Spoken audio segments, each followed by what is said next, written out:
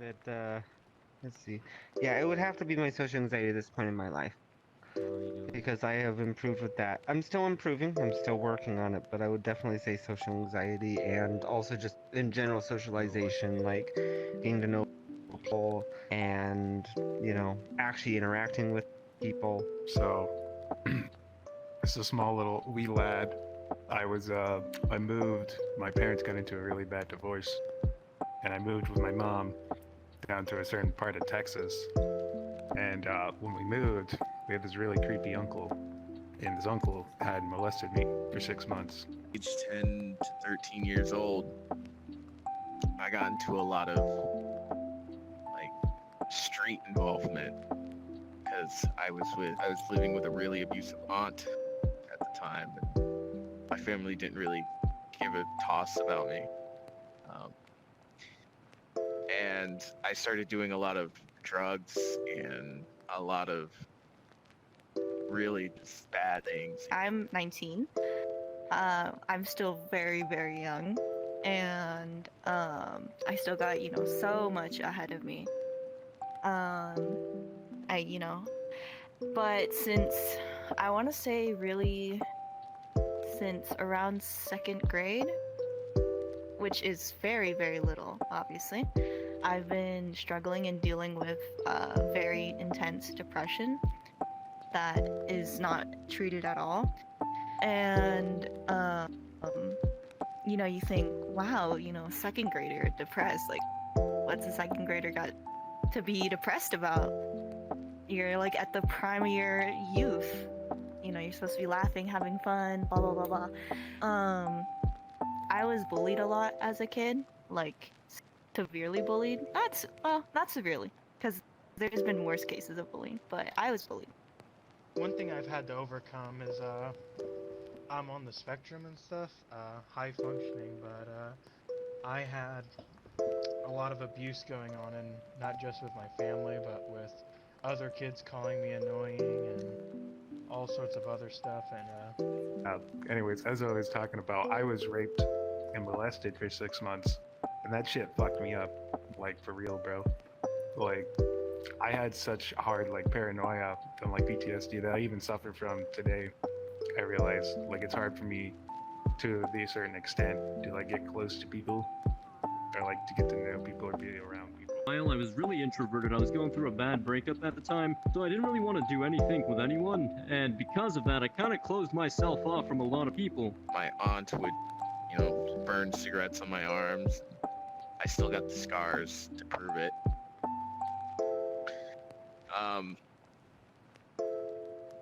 And it just went on until 2 years ago. 2 years ago, I overdosed, and I was pronounced dead in the hospital. And at that moment, I realized, it's just enough is enough. I've had a lot of hardships. People would tell me like how I could never achieve anything, but I kept going at it. I kept working at it, and I wouldn't necessarily recommend exactly what I did, which was to bash my head against walls until they broke down, metaphorically, not physically. But I would say keep going at it, because when you fall, there will be a bottom. There's a reason why it's called rock bottom. Yeah, you're gonna hit the ground hard. You're gonna probably bleed a bit. You're gonna hurt really bad, but you can climb back up, and you're gonna climb up faster because you have the experience of the previous climb. They saw something in me that I didn't exactly see. They saw that I could be a good leader, and I didn't believe them at first, to be honest. They were like, hey, here's this like after-school program, and it's supposed to help develop your leadership skills. And I'm like, no, you're just saying that. You're just being nice as a teacher. But she's like, no, I actually see it. So, I went to the camp, I had fun and all that, and it was just like it's a stay-over camp. Do team building exercises, you take turns, and all that I was bullied for the way I looked, and a lot of the things I was into, and just overall who I was, which has made me very, growing up insecure about who I am, how I look, and that just, further pushes onto the depression, and that's something I've been dealing with ever since then. bottled up all my emotions and just like hung out by myself on my skateboard, or my other escape would be like drawing and video games. So that stuff has kind of like helped me and stick with me over the years. But like the after effects can just be like your coping, like your self-esteem, and even sometimes like your sexual drive can fuck with you with shit like that, because it just makes you wonder. Like it's hard shit, like for real though. Like it's not right, it's not fair that people have to deal with that shit, and it should happen to anyone. I had to move out on my own at 19 after coming out.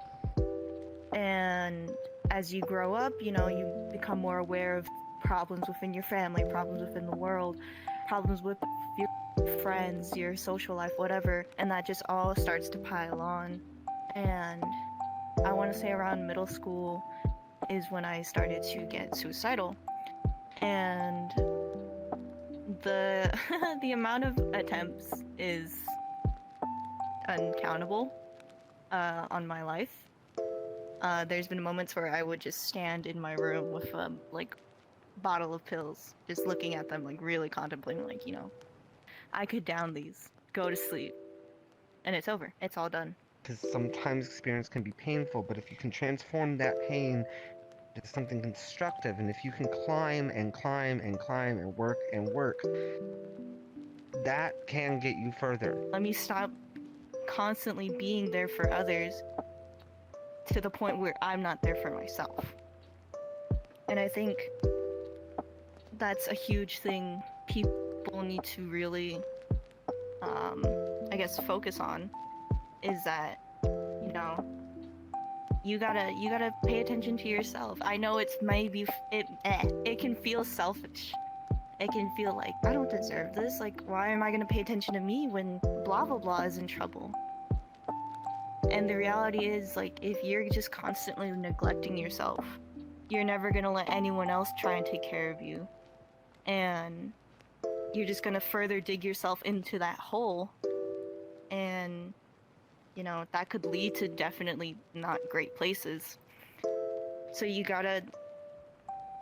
It's really, really difficult, but you gotta learn to love and care for yourself, not for anyone else, but for yourself, for your own good.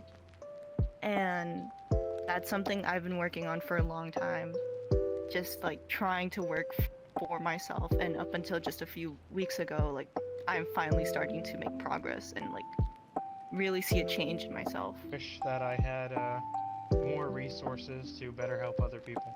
That's just like I'm trusting issues, and like I'm very antisocial, so like I always try to be like aware and just watch my surroundings and, you know, make sure shit doesn't happen. Or even if I can, like, I'm hanging out and I notice like a weird dude's like creeping on someone, or weird gal's creeping on someone, I might just like poke someone and be like, you know, I think you were looking for that right there. It just happened a few times, but like, you know, it just, you live and learn from it. In my opinion, that's what I've always kind of learned. That's probably the best thing I've learned, is just living and learning from experiences like that. But another big one that I would say is, don't make the mistake I did for a very long time. Don't deny help from others. Don't be afraid to ask for help. Don't be afraid to rely on people. Now, that doesn't mean make people a crutch. That doesn't mean only let other people do things for you. Be independent, but don't be afraid of letting people pull you up when you fall, because sometimes you can't do it. Who maybe not has gone through the exact same situation as you, but the feelings are the same. Like, that emotion that that you both have is something you can connect and realize, like, hey, someone understands me. Someone knows how this feels. And for the longest time, the only thing really keeping me alive was, I'm living for someone else. I'm not living for me. I'm living for these people in my life. Whether it be 5 people, whether it be 1 person, whether it be 3 people, I was like, I can't go because I need to live for them. I need to stay here for them. We're all just kind of friends that I made randomly from time to time, but we just started a VRChat group, and I kind of just, you know, plan things out. I'm like, all right, everyone, hop on tonight. We'll do this and that, and You know, that's just kind of how I went from being like very like socially introverted to more of like a leader, and I don't know, I feel pretty good about that. Like you'll look back 10 years ago when you were a kid and like, whoa, what happened? Like, where did the time go? Like, one second you're a kid, the next second you're living on your own. You got bills, you got a job, you're away from your family, like you got all this stuff going on. You're with a significant other, so on and so forth. You know, people just gotta be there for each other because not a lot of people are there for each other anymore. It's survival of the fittest. That's how it's been throughout human history, and you know, it's not good. There was one of the coaches raping one of the boys, like holding him at like a knife point or something like that. And, like people were making fun of the guy for getting raped, and it's like, bro, that's fucked up. Like he kind of couldn't help it. His life is threatening. So I feel like there should just be like a little bit more awareness for like when it happens to like male on male, in my opinion. Lies on each other. It's why we can build the stuff we do. Pyramids weren't built by one man, or weren't built by two men. They were built by thousands of people over hundreds of years, and those things are still standing even now. So I would say that, you know, to anyone who's having a hard time, it hurts, it's painful, but it will end, and you will be able to climb again, and climb again you must. It is painful and it hurts, but when you see the vistas of the top, it will be worth it. It will. Every time you climb a new level, every time you work hard, every time you get a checkpoint, you will see how far you've come. Just remember to check how far you've come because it can be very easy to forget. And yeah, that's what I would say.